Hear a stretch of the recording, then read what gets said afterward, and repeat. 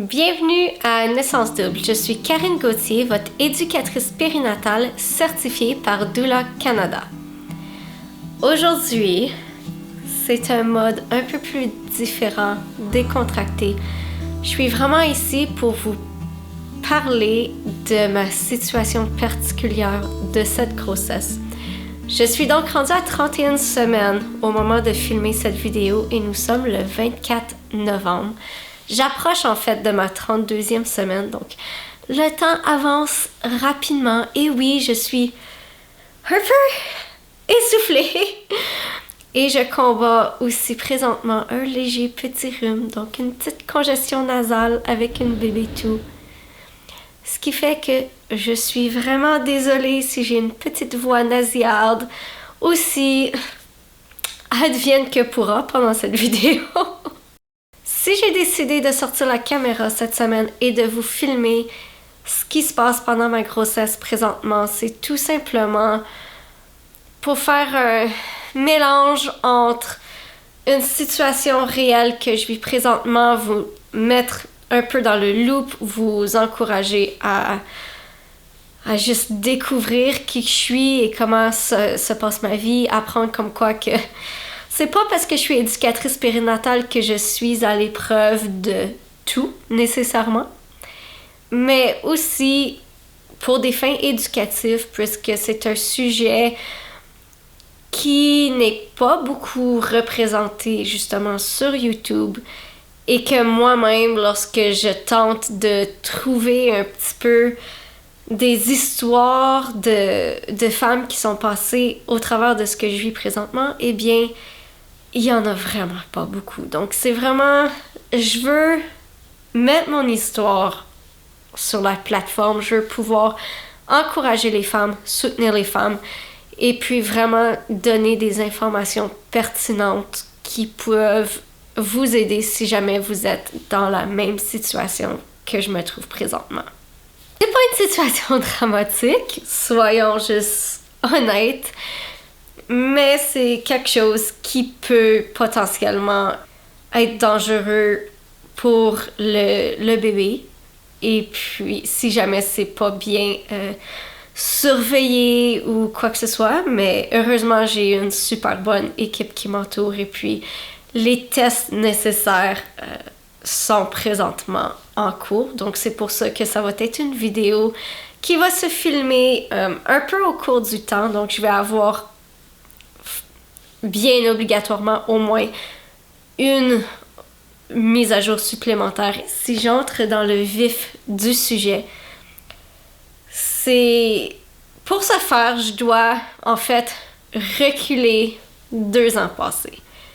2 ans passés, j'étais enceinte de Lilimé, ma petite fille. Et puis, tout au long de la grossesse, ça s'est super bien déroulé. En fait, j'ai eu 2 ultrasons. C'était des ultrasons vraiment régulières. Tout semblait normal. Et chaque fois que je me rendais chez mon gynécologue pour mesurer la taille du ventre, tout semblait justement on point. Puis juste pour vous donner une idée de ce que je veux dire par la mesure du ventre, c'est que votre équipe médicale va prendre un gallon à mesurer et va mesurer la taille que fait votre utérus et ça devrait généralement correspondre au nombre de semaines. Donc, par exemple, à 30 semaines, je devrais mesurer environ 30 cm. À 40 semaines, mon utérus devrait mesurer environ 40 cm. Donc, c'est vraiment ce qui permet d'évaluer s'il y a un retard ou une trop grande poussée de croissance du bébé. Donc, c'est une des techniques les plus simples, les plus abordables pour l'équipe médicale, en fait, de vérifier la taille du bébé. C'est vraiment juste de le prendre ici et d'aller mesurer la taille de l'utérus. Lors de la grossesse de ma fille, la taille de l'utérus, tout était beau, il n'y a jamais eu d'inquiétude. Et puis, on s'est rendu à l'accouchement.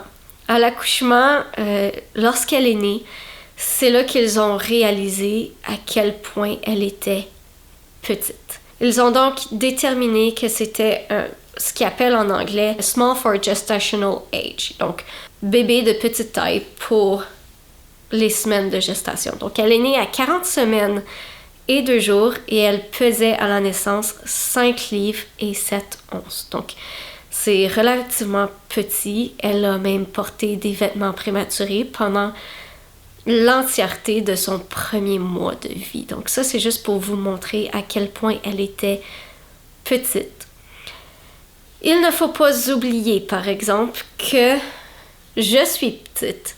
Mon mari est aussi petit pour un homme, ce qui fait que, bon, on a fait un petit bébé. Ils ont fait des tests par rapport à ma fille pour essayer de s'assurer qu'il n'y avait pas un problème génétique ou un problème de développement ou quoi que ce soit, et tout était normal. La seule chose qu'ils n'ont pas pu tester, malheureusement, c'était au niveau s'il y avait un problème avec le placenta ou quelque chose comme ça, puisque l'accouchement avait déjà eu lieu. C'est ce qui s'est passé 2 ans passés. Si nous revenons au tout début de cette grossesse, lorsque j'ai commencé mon suivi avec les sages-femmes, j'ai parlé justement de mon expérience avec ma fille, comment elle était petite et que c'était l'une de mes inquiétudes en fait vis-à-vis de cette grossesse-ci, où est-ce que je voulais juste m'assurer que le bébé grandissait à un rythme normal et régulier et qu'il n'y aurait pas de problème. Et dès que je leur ai parlé de cette situation, mes sages-femmes ont automatiquement pris l'initiative de me céduler pour 2 ultrasons au cours de mon 3e trimestre. Donc, je suis présentement dans mon 3e trimestre. Et la semaine passée, j'ai eu le 10 premier ultrason. Et puis, en fait, ils ont cédulé un ultrason justement à 30 semaines. Et puis après ça, c'était de voir, dépendant des résultats, si ce serait un ultrason 2 semaines qui suivent ou 1 mois qui suit, juste pour s'assurer que la croissance, elle est vraiment adéquate par rapport à la gestation du bébé. Donc, c'est là que ça s'est un peu compliqué. Parce que, en fait, si on regarde les autres ultrasons que j'avais eus au début de la grossesse, tout était beau, le développement de mon bébé était entièrement normal, pas d'inquiétude. Chaque fois qu'elle mesurait mon ventre, encore une fois, tout était beau. Mais là, arrive l'ultrason la semaine passée.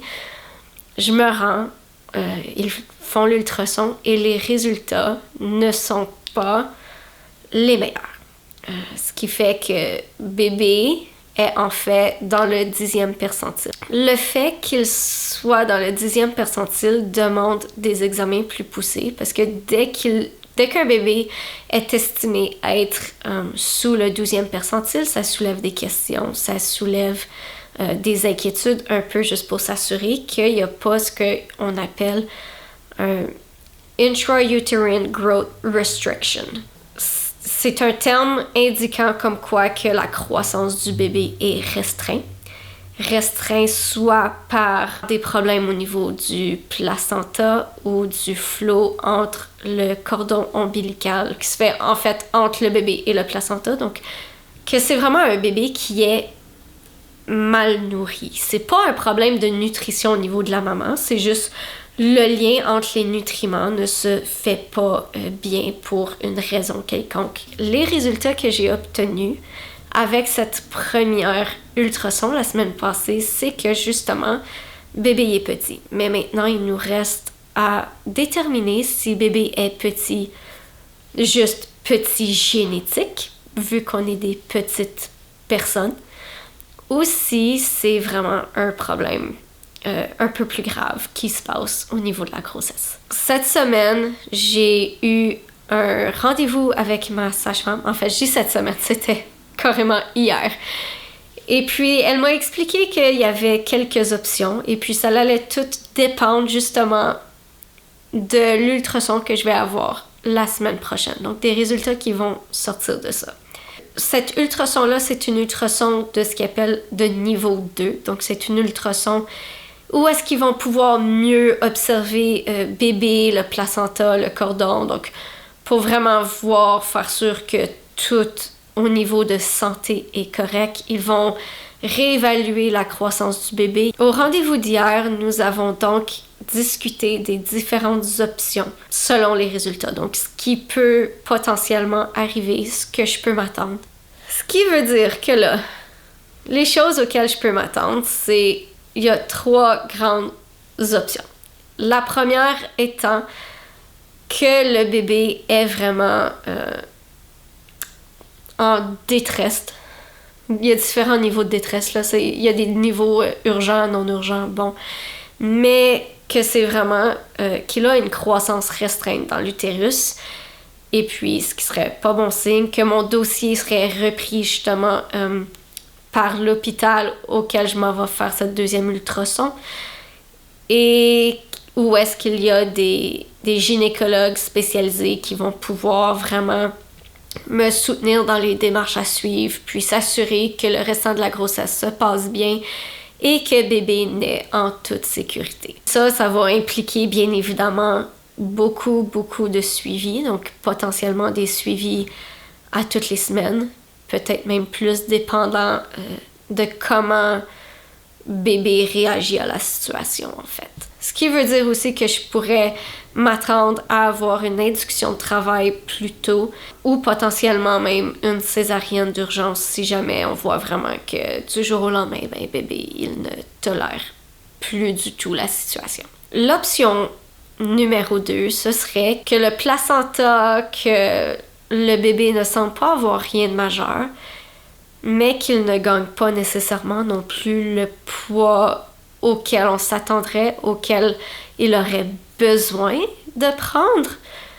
Donc, il resterait un tout petit bébé. C'est ça reste encore une grossesse un peu plus suivie. Ça serait une grossesse où est-ce que je pourrais encore m'attendre à avoir des ultrasons et des suivis peut-être aux 2 semaines, peut-être aux semaines, dépendant de la gravité encore, mais qu'il n'est pas nécessairement restreint in utero, ce qui voudrait dire que la sévérité de la situation n'est pas très grande, mais qu'en même temps, il y a quand même quelques petites inquiétudes. À ce moment-là, ça voudrait aussi dire que je pourrais m'attendre à être induite autour de 37 ou 38 semaines de gestation. Par contre, mon dossier serait entièrement conservé et suivi avec mes sages-femmes. L'hôpital où est-ce que je m'en vais faire cet ultrason plus poussé la semaine prochaine ne reprendrait pas mon dossier. Et la dernière option qui est la plus favorable, ce serait que bébé gagne en effet une très bonne quantité de poids, qu'on ne s'inquiète presque plus ou plus du tout, qu'à ce moment-là, le dossier resterait bien évidemment avec mes sages-femmes et puis qu'on aurait un ultrason de suivi ou 2 seulement pour le restant de cette grossesse. Donc, on aurait peut-être un autre ultrason dans environ 1 mois juste pour réévaluer la situation, s'assurer que le développement est toujours bon, qu'il n'y a pas eu de rechute au niveau du poids ou de sa taille, puis que tout se passe bien et pour le mieux. À ce moment-là aussi, ce serait juste une grossesse normale où est-ce qu'on attendrait que mon travail commence par lui-même avant que je me rende à l'hôpital pour l'accouchement. C'est donc les différentes options qui s'offrent à moi, dépendant en fait de comment bébé va gérer la situation et de ce qui se passe avec lui. Donc on attend vraiment sur les résultats. Je veux vraiment vous tenir au courant de ce qui se passe. Sinon, bébé bouge très bien. Il est heureux là où il est. Et puis, ça a de l'air d'un petit cœur. Je suis vraiment contente. Puis, c'est ça. Je présume qu'on se revoit en fait la semaine prochaine, une fois que j'ai fait mon deuxième ultrason et que j'ai les résultats. On va savoir un peu plus où est-ce qu'on s'enligne. Puis j'espère vraiment pouvoir vous aider à comprendre la situation, puis que vous ne vous sentez pas seul si jamais vous êtes dans la même situation que moi. Donc, c'est ça. À la prochaine.